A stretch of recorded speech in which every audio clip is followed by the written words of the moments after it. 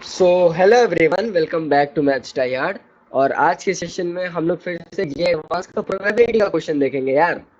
और ये क्वेश्चन को कहने को जे एडवांस का है, लेकिन जब मैं तुम्हें इसका सॉल्यूशन बताऊंगा या इनफैक्ट जब तुम खुद ये क्वेश्चन देखोगे तो बोलोगे भैया ये तो मेंस वाले भी आजकल नहीं पूछते हैं। मतलब एनटीए वाले भी सुधर गए भाई, वो ऐसा क्वेश्चन आजकल नहीं पूछते हैं। पर कोई बात नहीं, थोड़ा सा संगति का असर पड़ता है। तो चलो शुरू करते हैं भाई। तो देखो हमारे पास क्वेश्चन है, और ये क्वेश्चन तो बेसिकली तुमने हर बोर्ड क्लास में भी यार ऐसा क्वेश्चन देखा ही होगा। बेस थ्योरम का सिंपल सा क्वेश्चन है ये। द क्वेश्चन सेज कि a student appear for a quiz consisting of only true and false type. अच्छा देखो, उसमें केवल ट्रू और फॉल्स टाइप के क्वेश्चन होते हैं। And answer all the question. वो बोल रहा है कि भाई वो लड़का बहुत मतलब बहुत पढ़ा लिखा था, तो वो सारे क्वेश्चन का आंसर देता है। ठीक है। The student knows the answer of some question and guesses the answer of remaining question. तो भाई लड़का बहुत ज्यादा पढ़ने लिखने वाला नहीं था। ठीक है, उसने कुछ क्वेश्चन को सही टिक किया और कुछ क्वेश्चन उसने तुक्के मारे, जो कि हम सब करते हैं। Whenever the student knows the answer of a question, he gives a correct answer। ये कहा गया है कि जब उसको आंसर पता है तो वो एक सही आंसर देता है। भाई ये बात लिखने की जरूरत नहीं है। अगर उसको सही आंसर पता है ना तो सही ही आंसर देगा। ठीक है। Assuming the probability of the student giving the correct answer for a question given that he guessed is 1/2। ये बोल रहा है कि मान लिया मैंने कि एक उसी स्टूडेंट ने एक आंसर पे तुक्का मारा और वो तुक्का सही चल गया, तो वो 1/2 है। ठीक है, मैंने मान लिया। Also assume that the probability of answer for a question being guessed given that the student answer is correct is 1/6। ठीक है, मतलब वो बोल रहा है कि एक आंसर था, वो आंसर सही हो गया है, लेकिन वो आंसर सही कब हुआ है? जब वो तुक्का मारा है। वो आंसर सही हो गया है और उसकी प्रोबेबिलिटी को आंसर सही हुआ है और उसने तुक्के पे मारा है, वो 1/6 है। ये बात तो समझ में आ रहा है ना? ठीक है।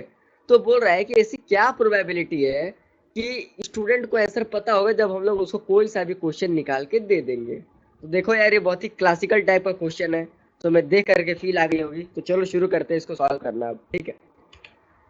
तो देखो, अब सबसे पहले हम लोग काम करेंगे कि मैंने मान लिया कि सी फॉर करेक्ट, उसको लिख देते हैं कि सी हम लोग डिनोट करेंगे कि उसका आंसर करेक्ट था, और के डिनोट करेंगे कि उसको आंसर पता था। ठीक है। और जी हम लोग करेंगे कि भाई ये उसने आंसर जो था ना, उसने आंसर गेस किया था। ठीक है, ये मैंने समझ लो कि एक तरह से मैंने नामकरण कर दिया है। ठीक है, मैंने एक तरह से इवेंट सजा दिए हैं। अब एक बात और, कि भैया उसने कुछ डेटा हमें दे रखी थी, उसने हमें कुछ डेटा दे रखी थी पीछे में। चलिए डेटा को पढ़ते हैं। देखो मेरे भाई, एक डेटा दे रखा था कि प्रोबेबिलिटी को क्वेश्चन करेक्ट होगा, लेकिन उसने गेस किया है, वो 1/2 है। वो 1/2 है। देखो यहाँ पे दिया हुआ है, ये यहाँ पे देखो दिया हुआ है। ठीक है जी भैया। भाई एक और प्रोबेबिलिटी दिया है कि प्रोबेबिलिटी कि वो क्वेश्चन क्वेश्चन करेक्ट है लेकिन वो गेस किया हुआ है, वो क्या है?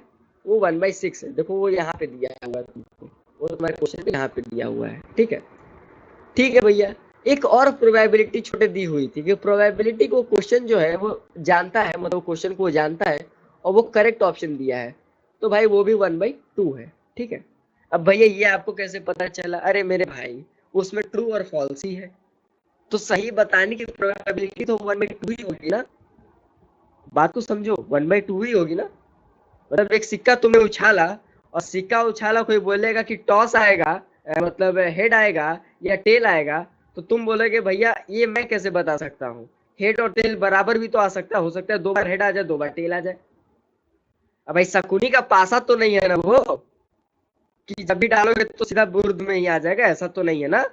हाँ मतलब ऐसा हो सकता है, लेकिन यहाँ पे नहीं है, उतना दिमाग नहीं लगाते हैं हम। ठीक है। अब एक काम करो, अब एक काम करो कि ये सारी रामायण तुमने लिख ली है, कि अब तुम मान लो कि लेट द रिक्वायर्ड प्रोबेबिलिटी को तुम एक्स मान लो, कि चलो ठीक है भैया, कि मैंने जो प्रोबेबिलिटी निकाली थी वो एक्स है। एक्स क्या है तुम्हारा? यहाँ पे ध्यान से पढ़ो। Then the probability know that, मतलब वो बोल रहा है कि उस स्टूडेंट को आंसर पता था।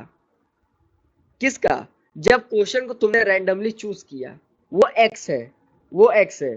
ठीक है, तुम्हारी वाली एक्स की बात मैं नहीं कर रहा हूँ। ठीक है।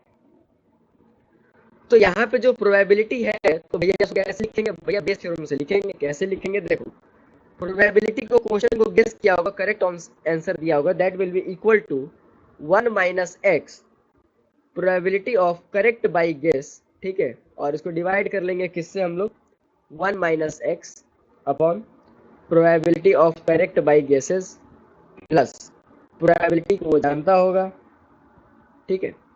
ये हो गया।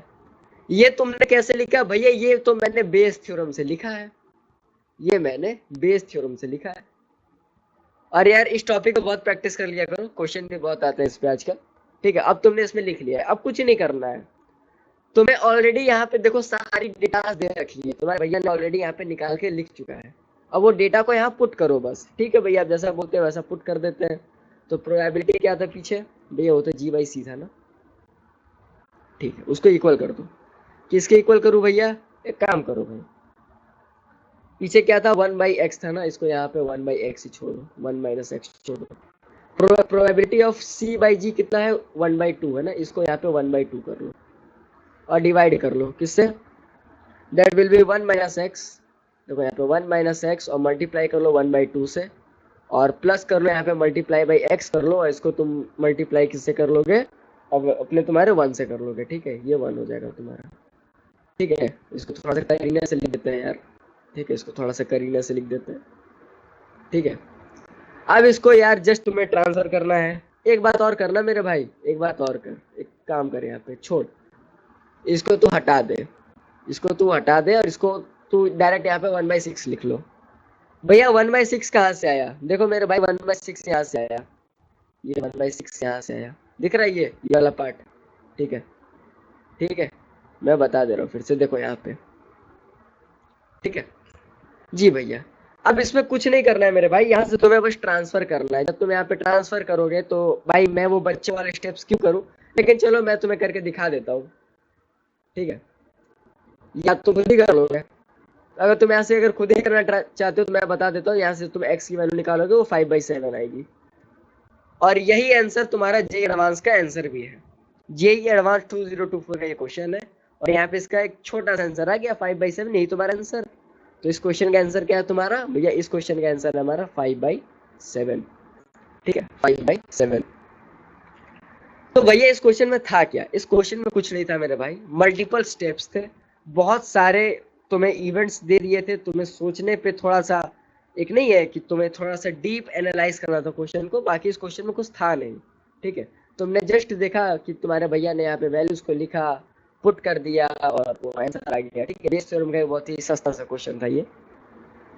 तुम्हें थोड़ा सा लग रहा है कि इसको सॉल्व कैसे करेंगे भैया, अरे भाई यहाँ उतना कुछ मत करो ना, इसको पूरा इधर ट्रांसफर कर लो 1/6 और पूरा ये वाला टर्म इधर लेके चले जाओ, ठीक है, और उसको इसके इक्वल कर लो 1 माइनस एक्स के और 1/2 के, ठीक है। तो यहाँ से तुम्हारा आंसर ना 5/7 आ जाएगा।